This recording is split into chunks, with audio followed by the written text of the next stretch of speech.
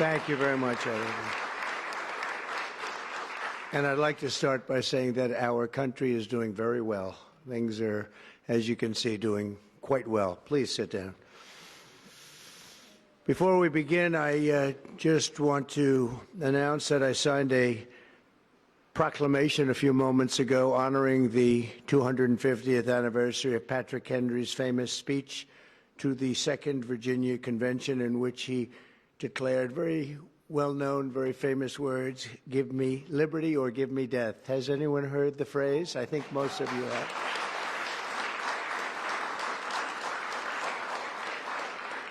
And moments ago, I also signed an executive order to dramatically increase production of critical minerals and rare earths. It's a big thing in this country, and as you know, we're also signing agreements in various locations to unlock rare earths and minerals and lots of other things all over the world, but in particular Ukraine. We're doing very well with regard to Ukraine and Russia, and one of the things we are doing is signing a deal very shortly with respect to rare earths with Ukraine, which they have tremendous value in rare earth, and we appreciate that.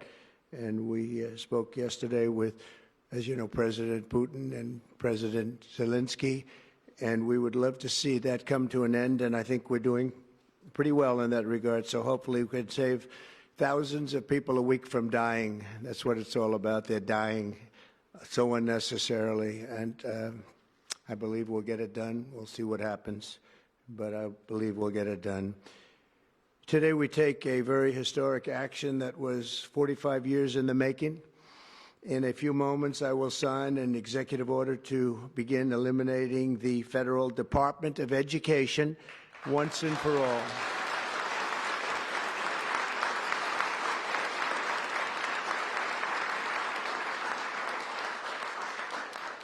And it sounds strange, doesn't it? Department of Education, we're going to eliminate it, and everybody knows it's right. And the Democrats know it's right, and I hope they're going to be voting for it, because ultimately it may come before them, but everybody knows it's right, and we have to get our children educated. We're not doing well with the world of education in this country, and we haven't for a long time. And we're pleased to be joined today by the woman who I chose because she's an extraordinary person, and hopefully she will be our last Secretary of Education, Linda McMahon. Linda, thank you. Thank you very much. That's another interesting statement. It's an interesting opening, right? But it's true, and it's been amazing how popular this has been. I tell people that this is what I'm doing today, and they say, "Oh, it's about time." Everybody says it. Republicans and Democrats have said it. They're all saying it. Also with us are some terrific people. Governors Greg Abbott. Greg, thank you very much. Governor Ron DeSantis, thank you very much, Ron. Mike Braun, congratulations on your victory, Mike. That was a big one. Mike DeWine, thank you very much, Mike. Jeff Landry. Jeff, thank you very much, Jeff. Bill Lee, thank you. Governors, all governors. Brad Little. Brad, thank you very much. Where are you, Brad? Hi, Brad. Jim Pilan, thank you very much, Jim. And Kim Reynolds. These are all people very interested in education. And I even see Dan Patrick over there, my friend Dan Patrick. We're joined also by Representatives Tim Walberg and Virginia Fox, Rick Allen, Michael Rulli, and again, Dan Patrick. Thank you very much, Dan. You've been a great friend of ours. And State Attorneys General Ken Paxton. Ken, I see you there. Andrew Bailey. Andrew, what a job you've done, Andrew. You have some good cases going. You've done a great job. Thank you very much. And co-founder of Moms for Liberty, Tiffany Justice. She's been a hard worker. Thank you. Thank you, Tiffany. When President Carter created the Federal Education Department in 1979, it was opposed by members of his own cabinet, as well as the American Federation of Teachers, the New York Times editorial board, and the famed Democrat Senator Daniel Patrick Moynihan. History has proven them right, absolutely right. After 45 years, the United States spends more money on education by far than any other country, and spends likewise by far more money per pupil than any country, and it's not even close. But yet we rank near the bottom of the list in terms of success. It's an amazing stat. Those are two stats you don't want: the most money spent per pupil, and you're at the bottom of the list. And that's where we are, like it or not, and we've been there for a long time. 70% of 8th graders are not proficient in either reading or in math. 70%. 40% of 4th graders lack even basic reading skills, can't read. Students in our public elementary and middle schools score worse in reading today than when the department opened, by a lot. In Baltimore, 40% of the high schools have 0 students who can do basic mathematics. Not even the very simplest of mathematics. I said, give me your definition of basic, and they're talking about like adding a few numbers together.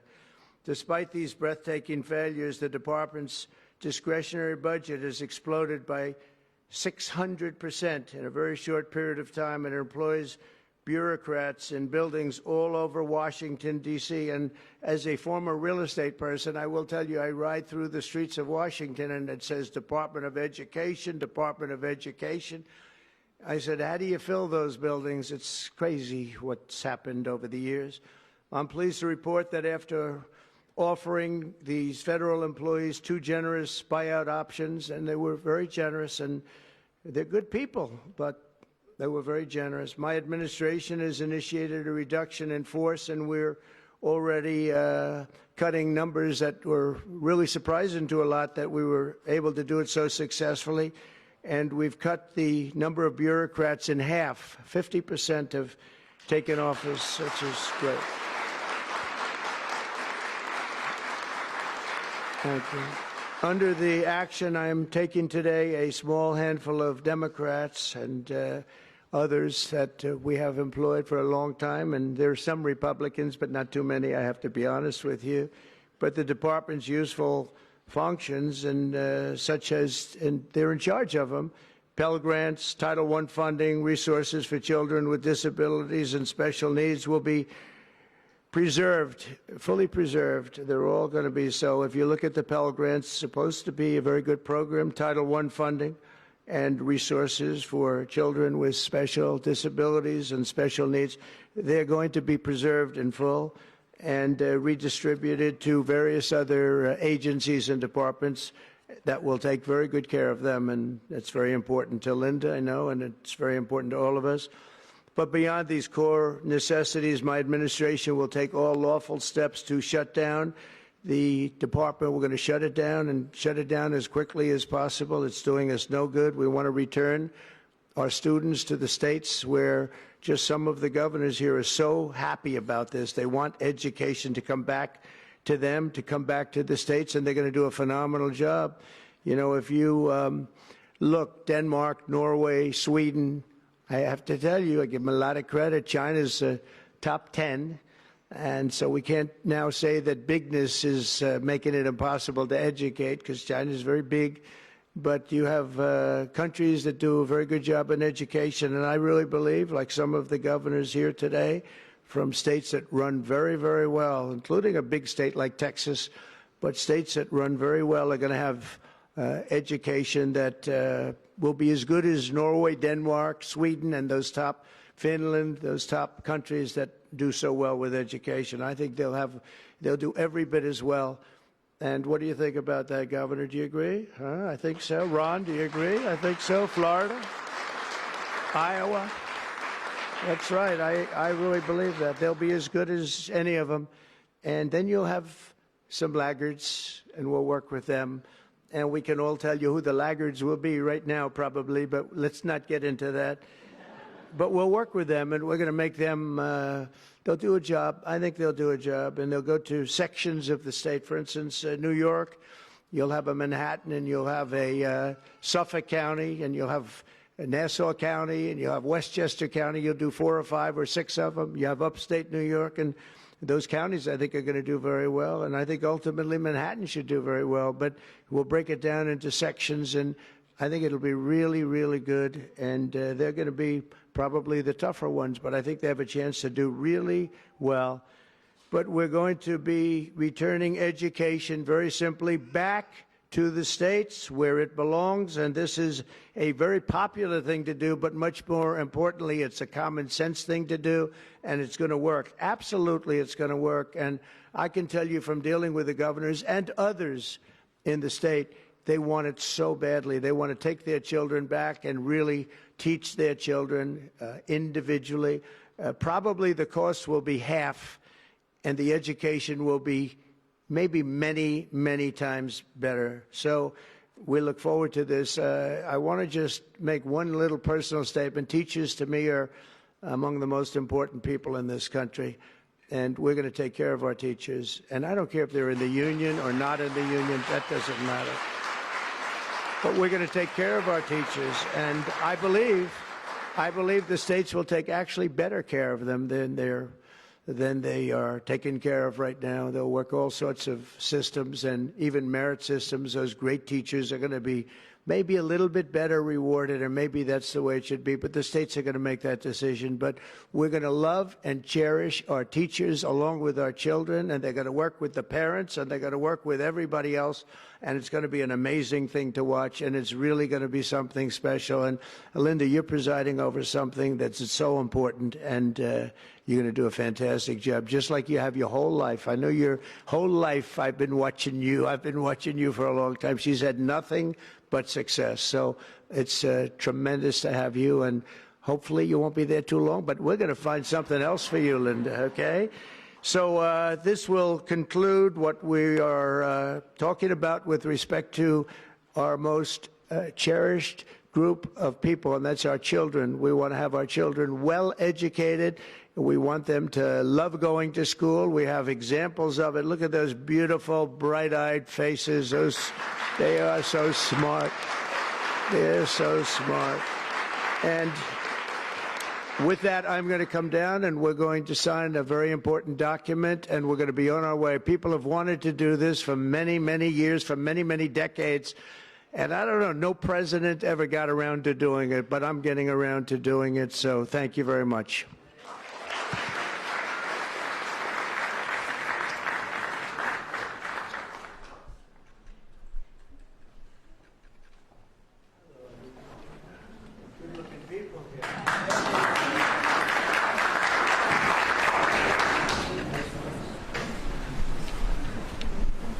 Should I do this?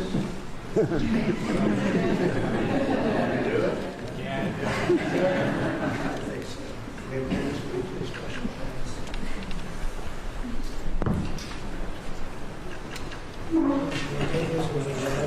was very lucky. I signed another document that turned out to be very good for the country, and I said, let's use that same pen. I don't know, is anybody superstitious? Ron, are you superstitious? Let's use that same pen.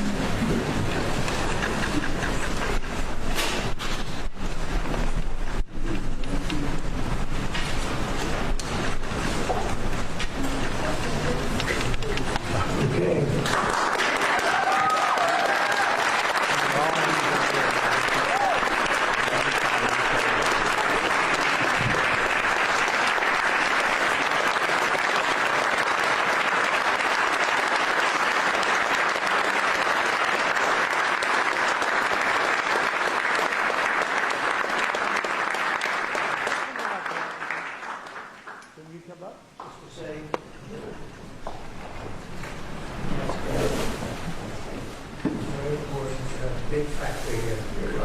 Good luck.